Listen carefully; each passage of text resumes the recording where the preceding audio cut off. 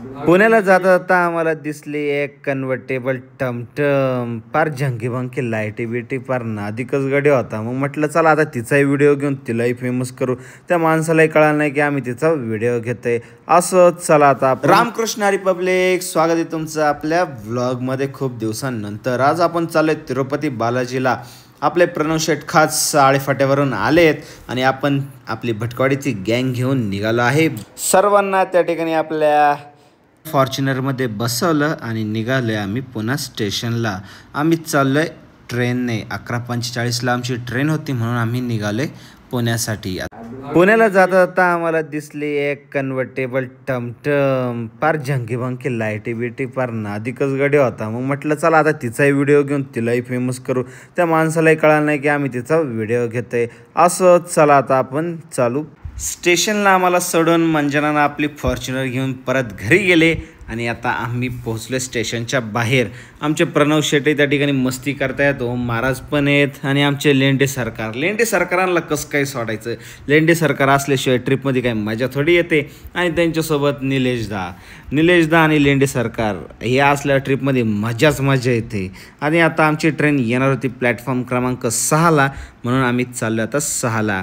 पुढेच चाललेत निलेश दादा आणि आपल्या भावी खासदार म्हटलं तरी काय वावगं ठरणार नाही, आपले आदेश शेठ काचळे आपले भावी खासदार आहे बरं का.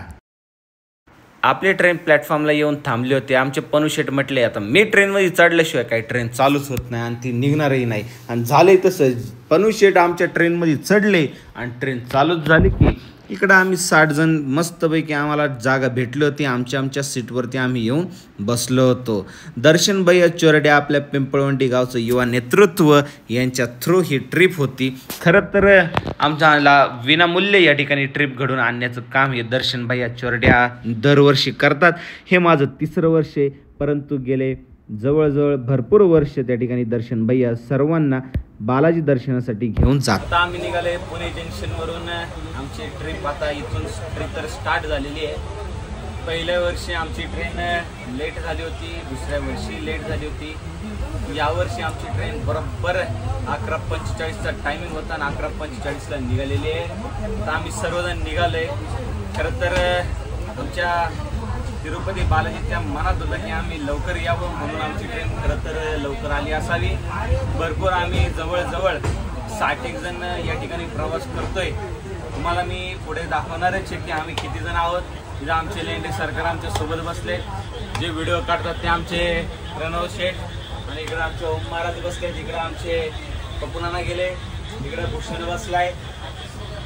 मोबाईल चार्जिंग करणं ही काळाची गरज आहे, नाहीतर करणार नाही, म्हणून मोबाईल चार्जिंग चालू आहे. आमचे पंकजदा, सर्व आमचे मित्रमंडळी त्या ठिकाणी आम्ही चाललोय.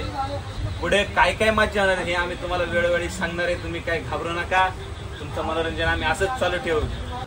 ट्रेन निघाली आणि इकडं आम्हाला लागल्या भुका. मग आम्ही त्या ठिकाणी लगेच आमचे डबे काढले, मस्तपैकी खायला सुरुवात केली. लेंडे सरकार म्हणतात या जेवायला. म्हटलं थांबा, पहिला तुम्हाला फेमस करू मग जेवू. जेवण झालं, म्हटलं थोडंसं वाचन करू, मग भगवद्गीता वाचायला घेतली. इकडं आमचे प्रणव शेठ तर पहिलेच उताने झाले, दमले होते. म्हटले आता मी काही ट्रेन चालू होत नाही, आता दुसऱ्यांना चालू द्या. म्हटलं काही हरकत नाही ना. आमचे लेंडे सरकार मोबाईल पाहत बसले. कसा वाटला तुम्हाला आजचा व्लॉग? आपला व्लॉग पाहायला विसरू नका, लाईक करा, सबस्क्राईब करा आणि शेअर करायला विसरूच नका. असेच आमचे येडे चालूच राहतील आणि तुम्हाला हसवण्याचं काम आपण करतच राहू. पुढच्या व्लॉगमध्ये मी तुम्हाला सांगणार आहे की दर्शन भैया चोरडे यांचं योगदान किती मोठं आहे आणि त्या व्लॉगला विनामूल्य दरवर्षी कसं तिरुपती बालाजीचं दर्शन घडवतात हे पुढच्या व्लॉगमध्ये मी तुम्हाला सांगणारच आहे. तर पुढचा व्लॉग पाहायला विसरू नका. रामकृष्ण हरी.